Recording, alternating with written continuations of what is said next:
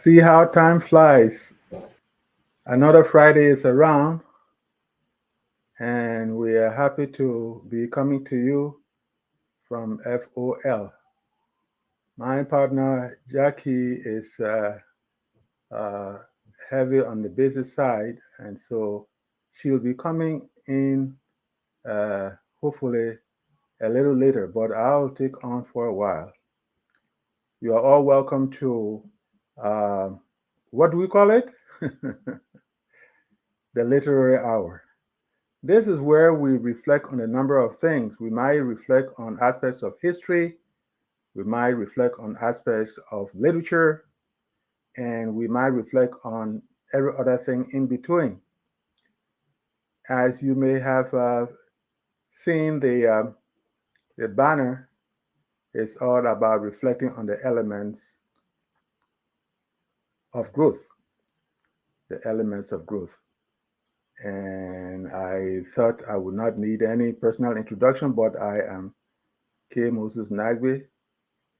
Ms. Jackie Sayegh and I are always inviting you on board this canoe as we reflect and we argue a little bit, we laugh and all that. So, yes,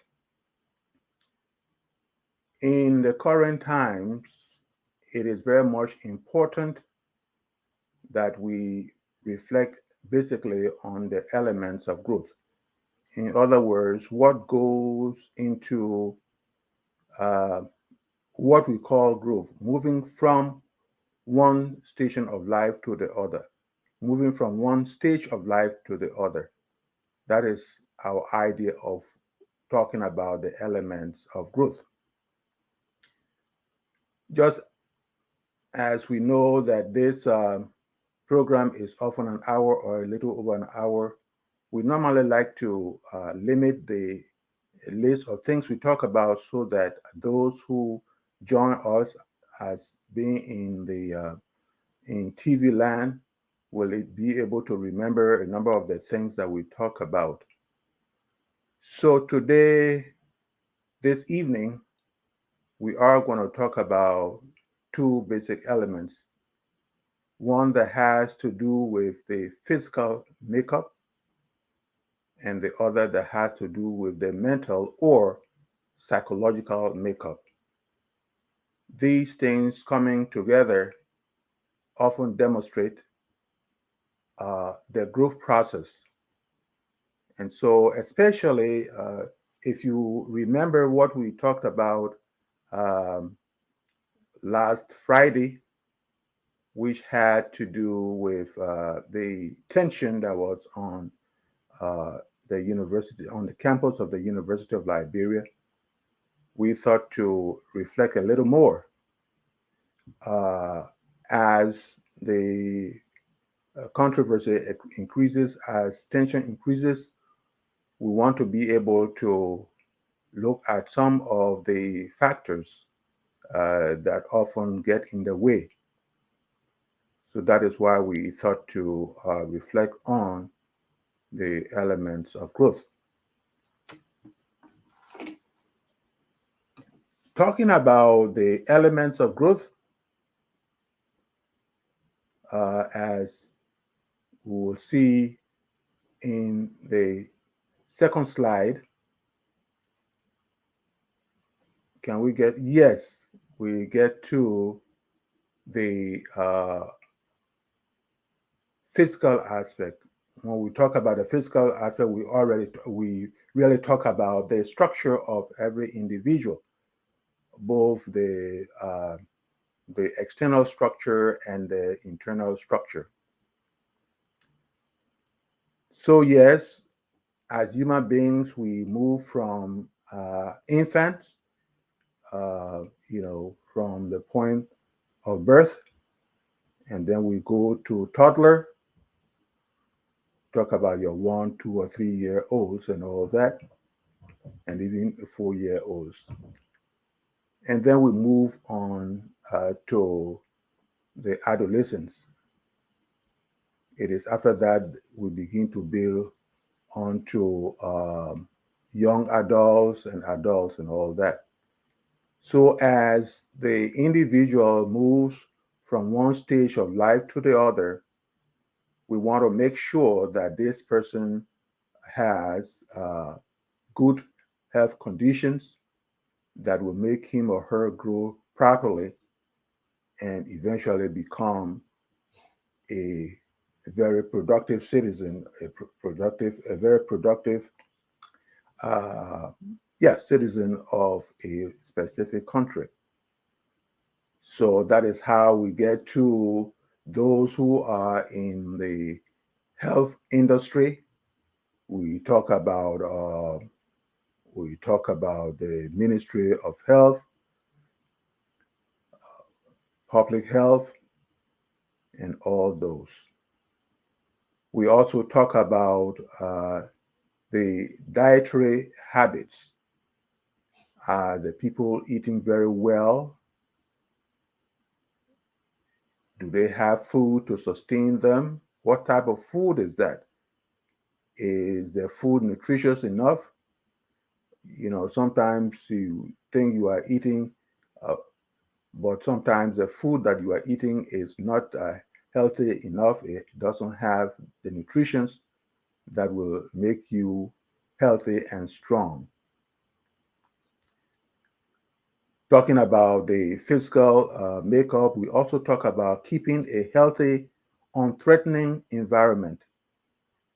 Healthy, unthreatening environment. That is where we talk about crises. We have to make sure that conflicts are kept at the barest minimum so that people are not anxious.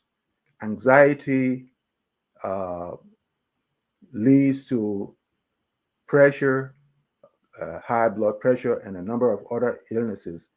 In other words, stress has a very important part to play in, uh, you know, uh, cutting short the kind of happy life people want to live. And if you live a healthy life, you live a happy life, there is the promise that you will do well in school, you will do well in the whatever neighborhood you are in to make things going very well. All these things can be discussed in courses like child psychology and early childhood education. All these things are very much important, and that is why we often hope that a government will be able to provide resources. There's sometimes they're thinking that little children don't know anything much, therefore we shouldn't pay much attention to them. But that is a sort of misinformation. That is a sort of misapplied thinking to say that young people don't know anything and therefore whatever treatment you give them, they couldn't care less. No, they care a whole lot because at that foundational level is where they pick up dreams, is where they pick up attitudes and behaviors that are supposed to make them turn out well. Talking about unthreatening environment here in our country in Liberia, we had a series of events that had the capacity to create anxiety, to get young people anxious, to get young people annoyed, and then if there have not been resources to mediate, resources as intervention to make things right for the young people, they've had to turn out sadly uh, not very well. And part of what we see today in Liberia, people applauding violence, people applauding hooliganism, and all those things there, we cannot bite our tongue to say that uh, what's happened these past 20 or so years have had even a greater impact. Someone will ask, But some of these things, didn't they used to happen before the war? Yes, they used to happen before the war. But over time, especially given the crises we've had, uh, such activities, such mentalities have what have expanded a whole lot, and that is what we have in our society. We will hope, as we move on, we will hope that a lot of institutions, both private and public institutions, will exert some sort of intervention to ensure that things in the next several years or what have you will uh, become right. Talking about the physical makeup, we now move on to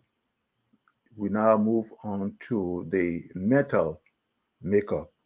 The mental makeup uh, actually has to do with the psychological makeup. Even though the physical is important, the mind is a little doubly important. How our brains work, what our brains work to achieve, all those things are very much important. And in going on with the mental or psychological makeup of ourselves, we need to see how the psychological makeup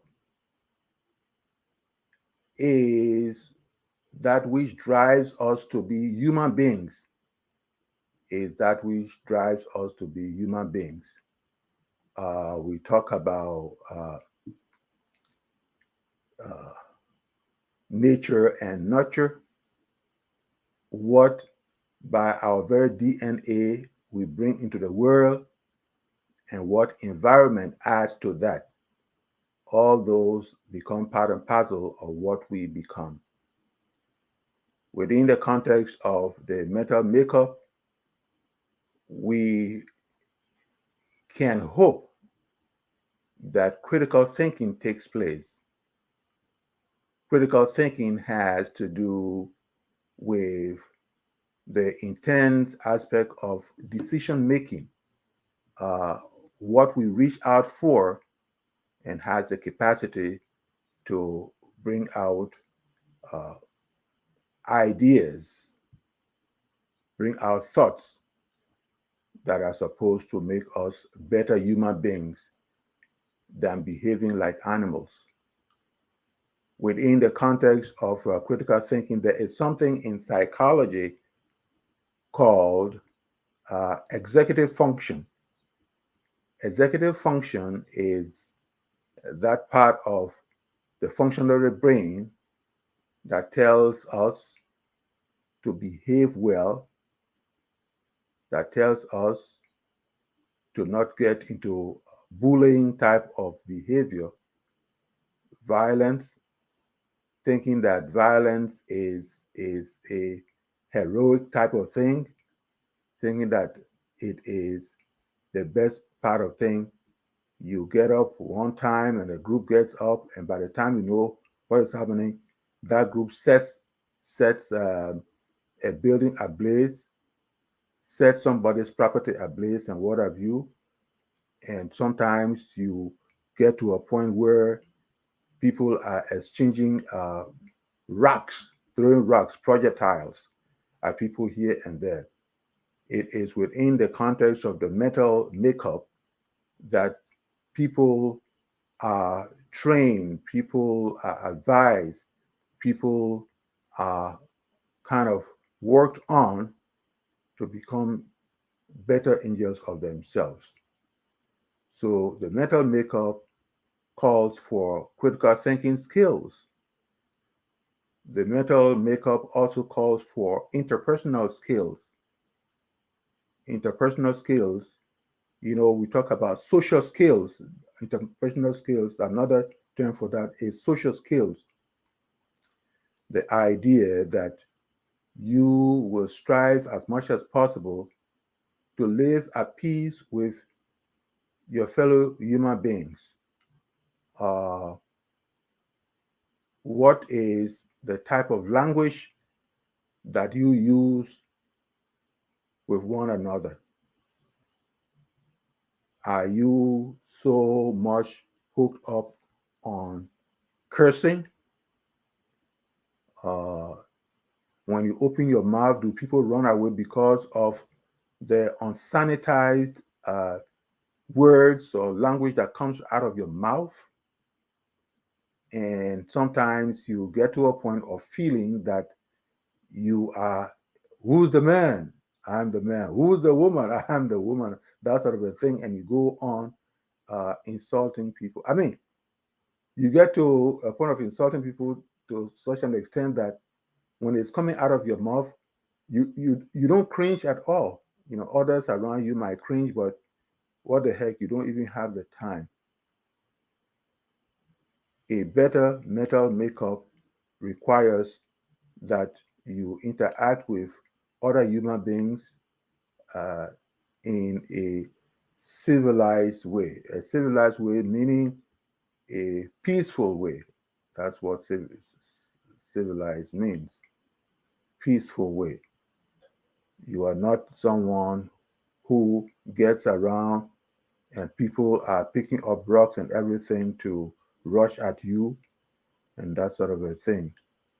I know, as I said earlier, we've gone through threatening environment. The crisis we had in our country inspired the kind of language, inspired the kind of attitude towards one another. But of course, after some time, though, you don't want to make it an excuse. You don't want to make it an excuse that because we fought war or because you came from a dysfunctional family and what have you, therefore, that is why you are behaving that way. But there are other people who came from, bad neighborhoods and what have you, and turned out right. You simply have to be able to find ways to purpose it in your heart that even though you came from a bad background, you can rise up to a point of becoming a better human being. If there's nothing else you get from our reflection today, that piece should be a good piece that you should remember. Namely, that even though you may have come from a bad background, there is no reason why you cannot polish yourself and get to be better. How many of us, uh, you know, slip and fall in mud and want that mud to remain on us for life? No, because we know ourselves. If we slip and fall, definitely we are going to find water, we are going to find soap, and after we do the cleaning of our bodies and what have you, we will try as much as possible to wear some of the best clothes so that we will look, speak, and span. Everybody, at some point in time, we may think differently, but I would think that going up to 70 and what have you that have been around, I know very well that normal people like themselves, so that even if the person is poor, that person will try as much as possible to wear some little good t-shirt, some little good trousers or pants, and comb their hair. Or when it comes to time, that person is going to cut the hair to make sure that there is some presentable uh, face about that person. If we are just joining us, we are reflecting on the elements of growth. We just talked about the physical aspect of growth, and we are now talking about the mental aspect of growth. We said that the physical aspect has to do with the health conditions and all that kind of thing. Okay, make sure that we keep out diseases, making sure that we eat very well, and making sure that we live in a healthy environment. All these things are very much important to the growth process.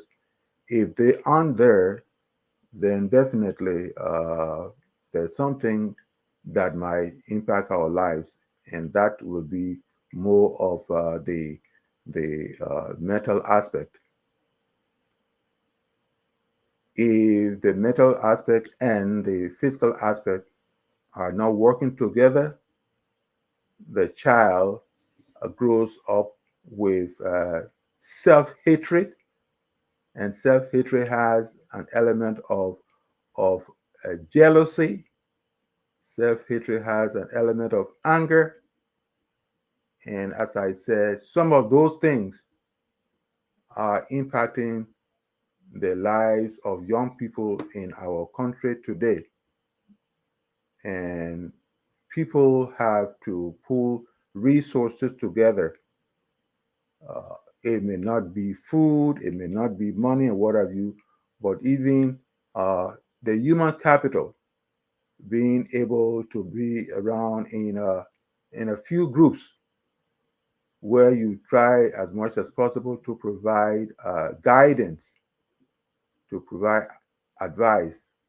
There are people who might want to ridicule those who are caught in the ugliness of life, but sometimes, you know, uh, mocking them and all that might not be helpful.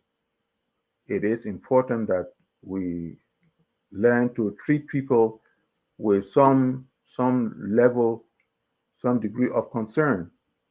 And in that process, uh, many good things might happen. I'm saying that definitely mocking people who are found in the ugliness of life may not be the good way. It may turn to make them even hardened in their behavior. Uh, I'm sure many Liberians are aware of the proverb. Liberians say parable. The proverb that what makes people shame make them vex. So every little attitude we are going to show to make sure that what these people are doing is not good, and that they can change for the better to live a very decent life of a citizen, that should be encouraged. That should be encouraged a whole lot. Liberia has suffered a whole lot. I need not overemphasize that.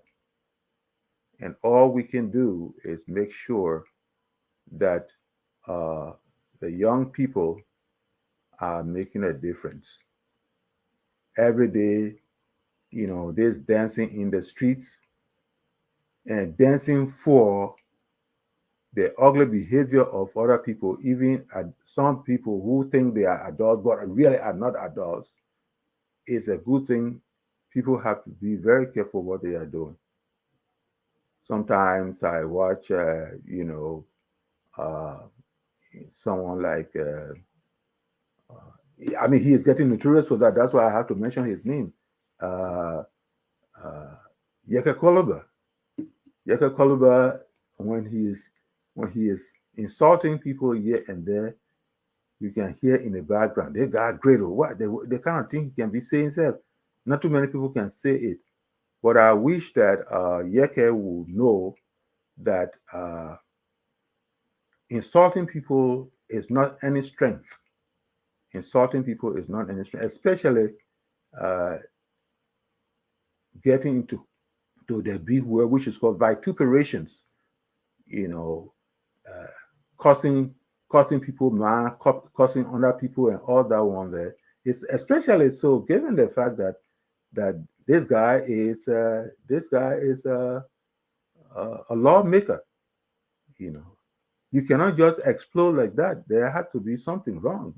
You cannot just explode like that, and because people are clapping and all that kind of thing, you think you are doing that. You have children now. This guy, he talks about his children, he talks about his wife and all those people that who are not present in Liberia. Do you want tomorrow, oh, that man who used to curse people that his son there or that his daughter? What if you have a very pretty daughter? What if you have a very handsome boy? Is that a legacy you want to leave? And uh, I'm just making the point about Koluba because his is a little pronounced. But I can bet that it's not only Yeke Koluba who is good at cursing people here and there. That's not healthy. It's not healthy for somebody who is who is an ordinary person, let alone somebody who is a lawmaker. I would just hope that Yeke would tune down his ugly language. I don't care who is uh, who is uh, driving him to that point. But this is what adulthood means. That's part of the growth process. This is what adulthood means. When you when you have become an adult, with us there from 35 up, and 34 down, we talk about young people, over there, you have to know that you've reached a point that you should behave. This whole justification of if they can't behave, I will not behave too. It's so this guy brave, yeah. What is their bravery? Insults are bravery? No, all insults that's not bravery at all. You see. So we're talking about right now. We're talking about the mental makeup. You know, here is where we talk about the critical thinking skills. Here is where we talk about executive function. Your ability to be able to differentiate between good and bad is very much important as an adult. That is part of what distinguishes you from, a child, a toddler, an infant. You know, you you can stop your adolescent behavior, the erratic behavior, at the point of, you know, um 17, 18, 19. You stop that there. And then you begin to move into young adult, 20 to 25, there about even to 30. And then from there, you are becoming. When you get to being an adult, this is where society is looking up to you. Given the training, hopefully, you have had, society is looking up to you to be of very important service to society. It is very much important that we get to do that. This two for two steel cost steel type of life is not healthy. Um, you know, Now people are into rebellion, and they want to uh, reflect on what was in the past. And there were people who used to rebel too. There are people who used to throw this. But the current times, what makes the current times a special set of times is that people who did not know the reckless impact of rebellion before the war, the history of rebellion before the war should be a kind of recalibrated. It has to be recalibrated. In other words, before the Great Fight, which we call the Civil War, before this time, people could afford to be reckless. But then all these things led to the led to demonstrations, led to the coup, and then led to the number of years of war. All these events should be able to reprogram us. All these events should be able to reprogram us, because we should be able to understand, or history should be able to lay bare before us, reveal before us, that the toughness, the reckless language, and what have you, led us to losing over 250,000 lives, and then over 350,000 people into exile. Do we want to keep up with that language? Do we want to keep up to that behavior and have a second time around with hooliganism, with vandalism, with the cataclysms of war? Is that what we want to do? There has to be something to shake our senses. There has to be something to put us in the frame of mind. So, what may have gone wrong, what may have happened before the war, we don't want it to happen after the war, except we want to keep in the cycle of what? Of brutality, the cycle of destruction, the cycle of bitterness. Is that what we want? We will not be able to grow out of the system of war, the system of hatred, the system of anger. Is that what we want? Then we will not have room. If we say that we will continue along the path, along the path of brutality, then we are not human beings. Then we are not human beings. A human being should be able, at some point, well, I've been bitten and I'll have to bring my senses back so that I don't get bitten twice, thrice, and thereabout. People have died of me. There's got to be a time of stopping the mass death. There's a time to rebuild the country. There's a time to rebuild our lives. There's got to be a time to say, in the past, this is what we did because of our attitudes and behaviors. But times have changed. Thank God times have changed and we are willing to do things a little better.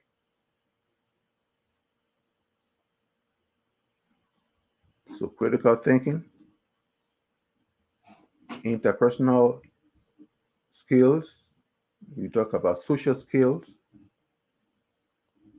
our capacity to be able to distinguish between right and wrong in such an intense way that we can draw inspiration, we can draw good fortune from that. How can this be possible? This is where the role of schools becomes very much important. The role of spiritual or religious centers.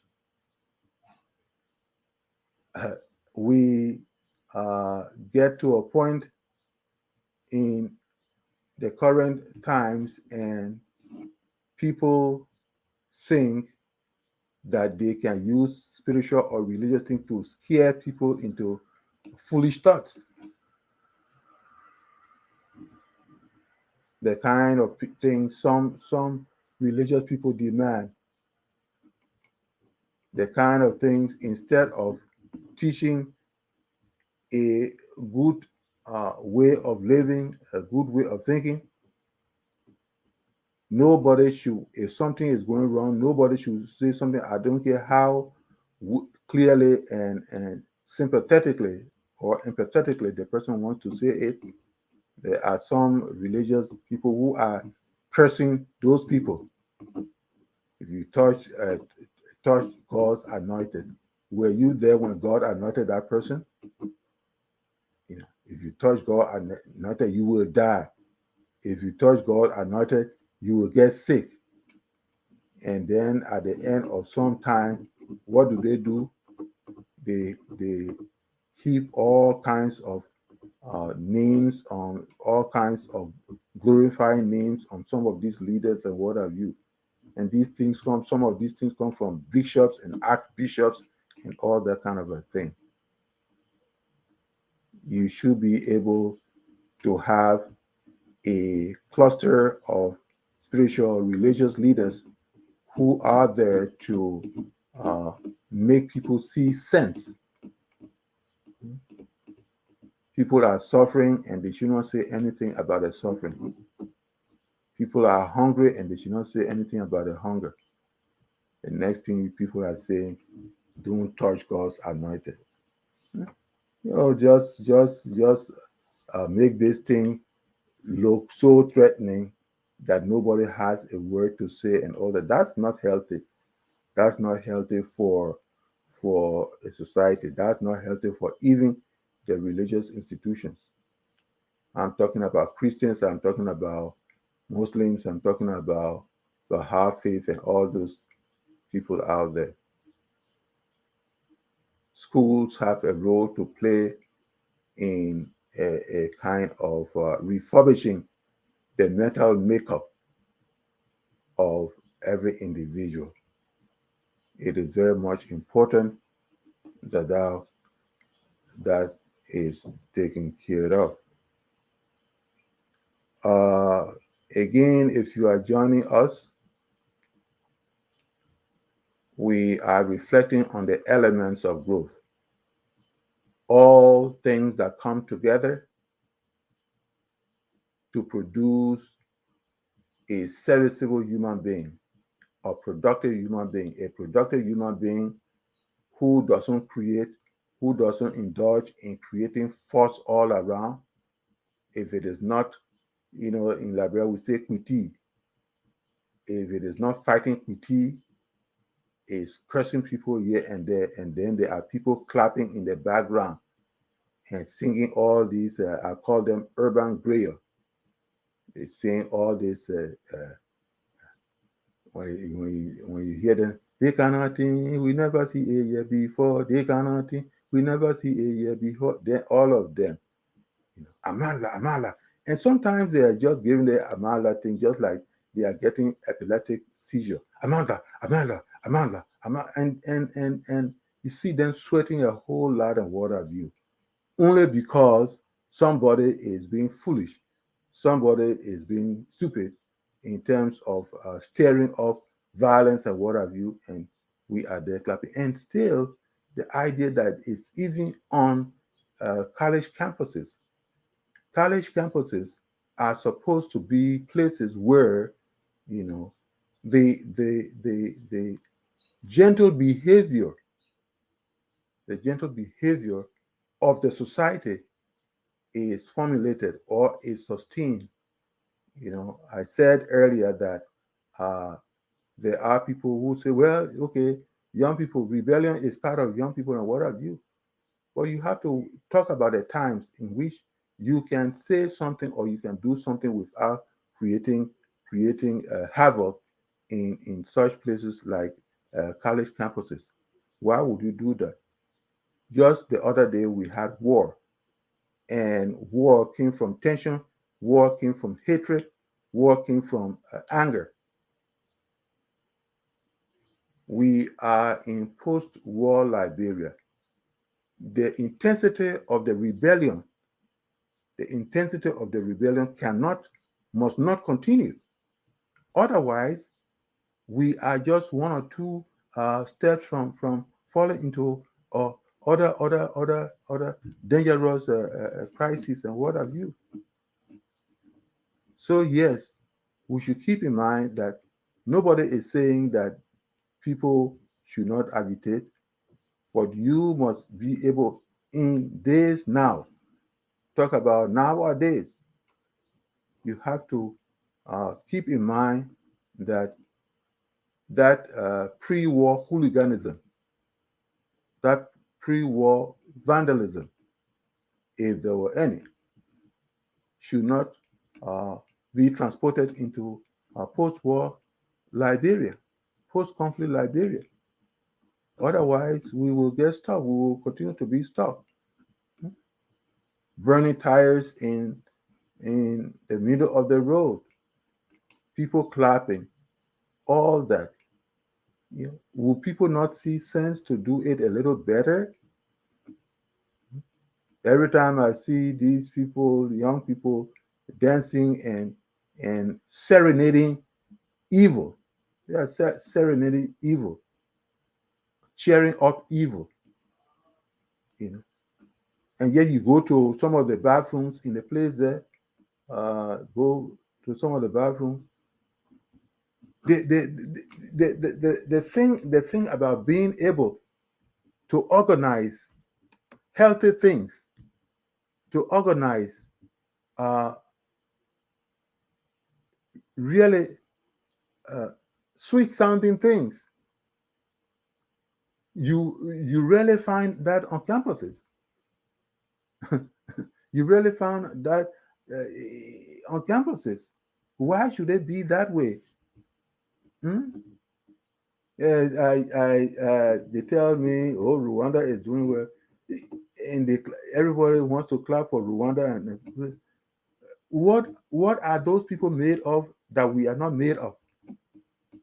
When will a cadre of young people keep a level of sanity in these places here? And then when you have other young people who, through some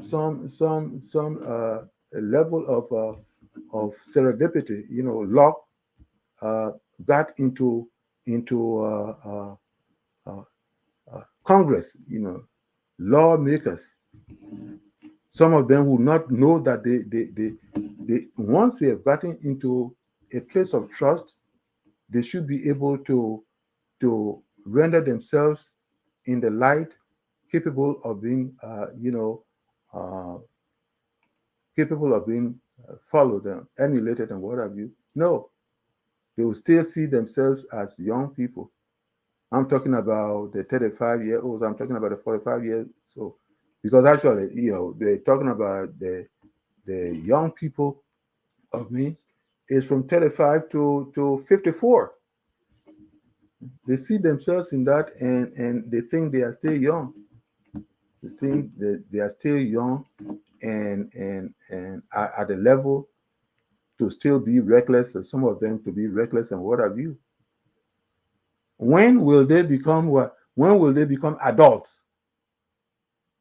When will they become adults? That is where we think, some of them uh, finish college and say, I graduated and what have you. But what what what what is besides your saying it? What can people see of you and say that this person has graduated college? There is a story told about an old lady who went to gather wood for the home, and normally you have to pass the outskirts of a village before you enter the village. On the outskirts is where you will find you will find sometimes graveyards. You will find sometimes orchards of bananas and all or plantains. The lady got there and started screaming, and one or two people heard the cry and rushed through the village to go to where the sound came from. They met the old lady. She threw her load down, but still had her pipe, and she was asked what the matter was, and she said that she saw something terribly frightening, So another old man who was around heard the whole thing and told the others, let's go back to town. This lady has not really seen anything frightening. If she had seen something frightening, the pipe and everything would be thrown far away from her. That is what we are talking about today, which is that if something shakes you down to the core, you don't even have to talk about it. People will feel the fright. People will feel the fright coming directly from you. We in Liberia today, when I was a refugee in Ghana, several of our young people used to say, you Ghana people, the way some of us, some of you treating us, in fact, many of you treating us, if we get back to Liberia, you will see, we will not give you any chance. But because of the recklessness that is happening in many quarters in Liberia, you have Ghanaians, you have Nigerians, you have Sierra Leoneans. All these people are finding a level, you know, finding headway into our system and what have you. I'm not saying that one or two cannot have some foothold in the system, but if you have massive numbers of Ghanaians, Sierra Leoneans, and uh, and yeah, Ghanaians, Nigerians, Sierra Leoneans, and several other African nationals in that place there, then what have we what? What have we learned? What have we learned? We should be able to know what we are doing.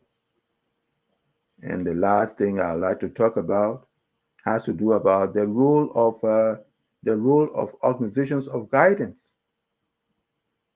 Some of us, when we were growing up, uh, there was an intense level of activities. Where has ISEC gone? This international body that often prepared young people for adulthood, teaching them things about debates, teaching them things about writing reports, talking about the Robert's rules of order and all those things, making people better citizens. I know growing up through the UNYF and the adult fellowship, I know that I learned so many things, especially when it comes to leadership, when it comes to administration, that became part and parcel of what I learned in school. How can these organizations be empowered more, or how can the powers be strengthened so that young people who, it seems, uh, do not have much to do and therefore will put their backpacks on their bikes and move around, uh, taking part in chaos and what have you, and think that they are serving society and what have you. All these things are very much important. I'll pause here, and if there are comments, questions, and what have you, this is the time that we, the producers, we engage with those in radio land or TV land. Anyone? Good evening. Yeah, everyone watching from for support bridge. Hey, yeah, Louis. Well, man, thank you for sticking with us. Thank you so much. All right. Any other, Brother Jah?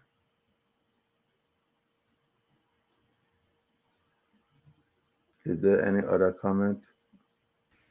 No. Or today? Oh, is that right? Okay. Yes. So yes, we have been talking about we have been talking about the elements of growth, things that we should watch out for that help us understand the stages that individuals go through up to the point of becoming adults and after that get into old age. Sometimes we are fooled by their physical makeup. When I was growing up, whenever I saw one or two strands of beard coming on my chin, I felt I was growing up. Even without holding back, you saw pubic hair, and you thought that you were grown up. But physical growth is sometimes just a tiny part of growth. Physical growth is just a tiny part of growth. You see your muscles and all that kind of a thing. That's just one part of it. And if you are fooled by the physical growth, you will not make anything come of you. The better part of the growth is the psychological growth, the mental growth, the way you think, the way you behave, the language you speak. These are important aspects of the growth because those will help you relate to other people. And if there is something to be done for the country or for the community or for the neighborhood, you must behave in such a way that people can rely on you. That is the kind of growth we are talking about. Physical growth is just a tiny part. I would, if you were to ask me, I would say physical growth is about 40% of the importance of growth, and 60% is psychological.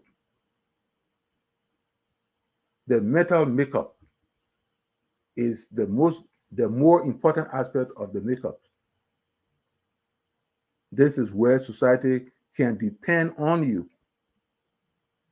You want decisions taken, society will say, you'll go to this person or you'll go to this group. They can give better advice. That is what we are talking about. Physical makeup, I say 40%.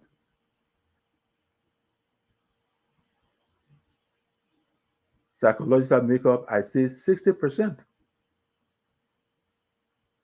Because in the broad frame of things, that is where your humanhood, that is where your worth, that is where your worth is stationed. You cannot be in a moral vegetative state. When you are in a vegetative state, it means you are there just for the sake of being there. It means you are there just for the sake of being there. And you must not allow yourself to be there just because you want to be there. You must be there with your skills.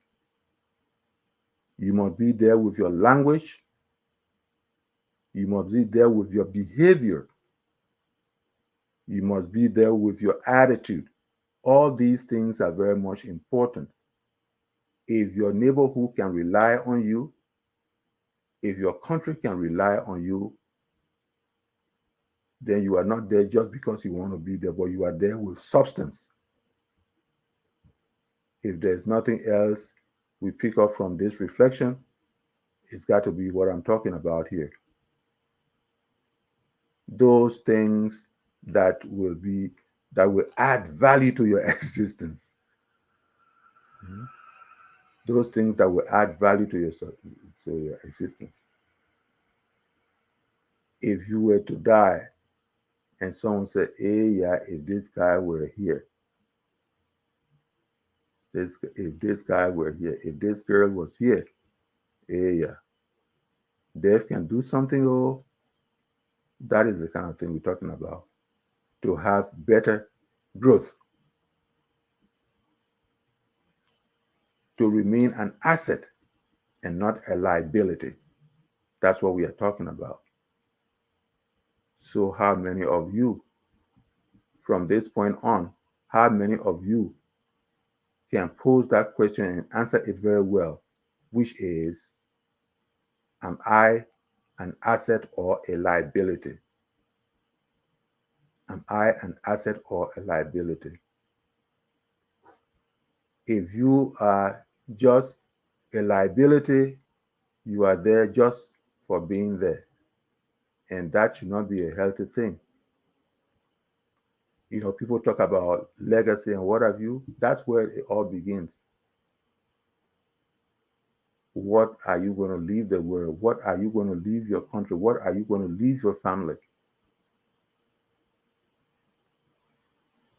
Is your tale your personal story? Is it going to be a story of hooliganism? Don't need a pastor to tell you that. You don't need a pastor to tell you that. Is your life story going to be one of dirty talk? Is your life story going to be one of PT? PT meaning it's our regular Liberian English. PT means fighting. You want to be pugilistic? No, we should not afford to do that. We should not afford to do that. Let college students keep a culture of serenity. If yes, they will have to rebel, yes, there should be some calibrated, I guess, recalibrated type of rebellion. But getting, uh, once you chant your, I will say, I will say, you know, Amanga, Amanga, Amanga, just like you are just getting an epileptic seizure. Amanga, Amanga, hey, Amanga, hey, Amanga, just like that. And then by the time you know what's happening, you are doing something very wrong,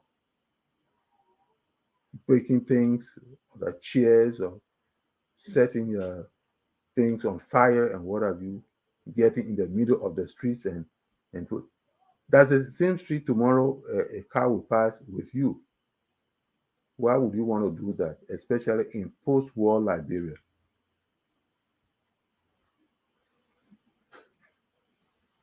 Our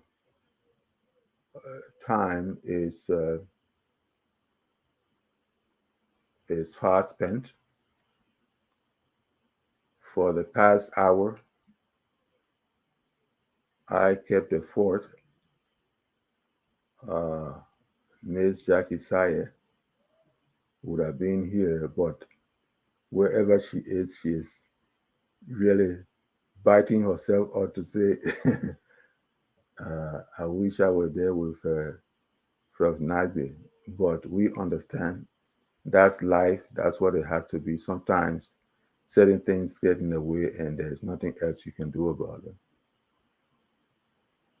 But let's recap what we've been talking about. Today we looked at, we reflected on the elements of growth. Now, talking about the elements of growth are required for the current time we find ourselves in. But what young and even some older people are doing in our dear Republic of Liberia. It's got to stop. We have to get into uh, an atmosphere of serenity. We can be uh, firm but friendly. We can be angry but restrained. These are very much important in in the culture of civility. We talked about the physical makeup from childbirth all the way up. You know, we have to think about health conditions, a way of making sure that we don't sit around until Ebola comes or massive cholera and all those things come before we make a move. But from the get-go, we have to be able to pay attention to health conditions. We have to keep an eye on diseases and illnesses. We have to ensure proper dietary habits. We have to keep a healthy environment, and we have to avoid a threatening environment. Threatening environment has to do with war and other skirmishes, vandalism, hooliganism, and all that kind of thing, beating up people and throwing stones here and there and all that kind of thing. Armed robbery and all these things simply have to cease if we want to have a little better society. Then we went on to talk about the mental makeup. This is the center point of what it means to grow. I said that 40% goes for physical makeup, and I say 60% goes for. Others may have a way of assigning percentages, but that's what, given my own training, given my own uh, life, lived experiences, and what have you, gradually heading up to 70 and what have you, this is what I found, that mental makeup is higher on the scale because that is where you find the capacity for critical thinking. This is where you find the capacity for interpersonal skills, social skills. This is where you find the capacity to differentiate between right and wrong. Somebody who does not know right and wrong, if that person is a human being, then I want to know why that person is a human being. It is right and wrong that separates us from lower animals. We cannot lose that part. And then the other part has to do with the role of institutions that enhance our capacity for being normal human beings. We talk about schools. I'm talking about grade schools and colleges. We talk about spiritual and religious centers that are supposed to provide programs and all those to enhance the behavior and the thinking process of people. And we have to think about organizations that acculturate us, that guide us. There was a time you had ISEC, it was an international organization.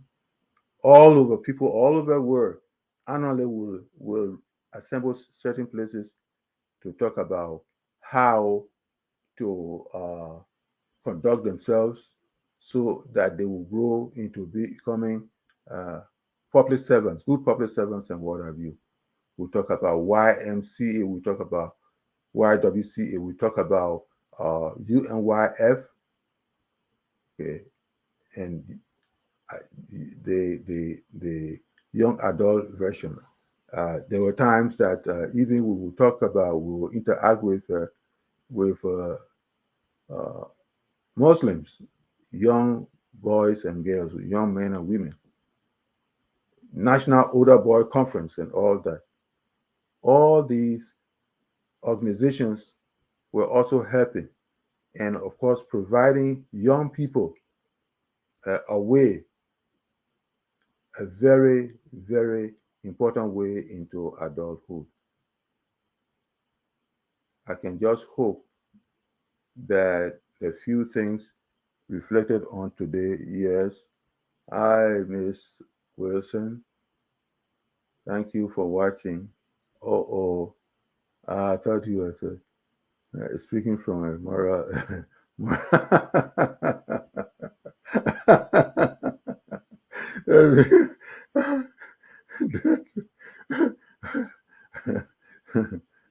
No, no, moral, moral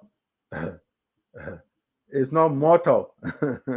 You say mortal, then that's where you'll be talking about that. This is moral. Yes. So,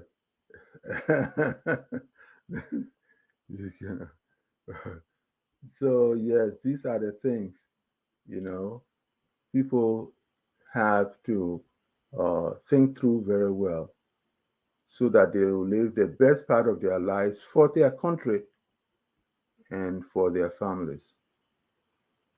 Okay, if there's any other comment, let's handle it. Otherwise, let's wait for 1 or 2 minutes if there are other comments coming in.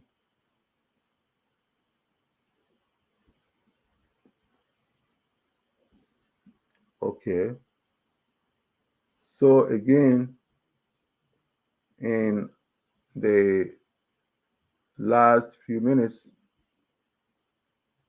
let's leave with the question of, as we grow up, what do we want to be? Do we want to be an asset to society, or we want to be a liability to society? I will urge all of us to strive to become assets to our various communities and societies and our families instead of being liabilities. It is through finding that correct answer that we will add value to ourselves so that when we face off this world, we'll have people thinking about us. I am K. Moses Nagbe. My fans call me K. Mos. Sometimes that's what I like to hear, K. Mos. Yes. So we hope that Sis Jackie Sayegh had uh, a pleasant time out at her workplace. And when we meet the next time, which is next week, Friday, we will have a full house. Thank you all for being in the audience. Whether it's one or two or three, your presence often brings joy to us because we see what we do here as more of a conversation. And conversation over time can have its important meaning. Sometimes one bright idea can swirl from a conversation, and that idea can metastasize. Once again, I'm K. Moses Nagbe and signing off. Thank you all. Do have a pleasant rest of the weekend. Please stay well and stay safe. We all have been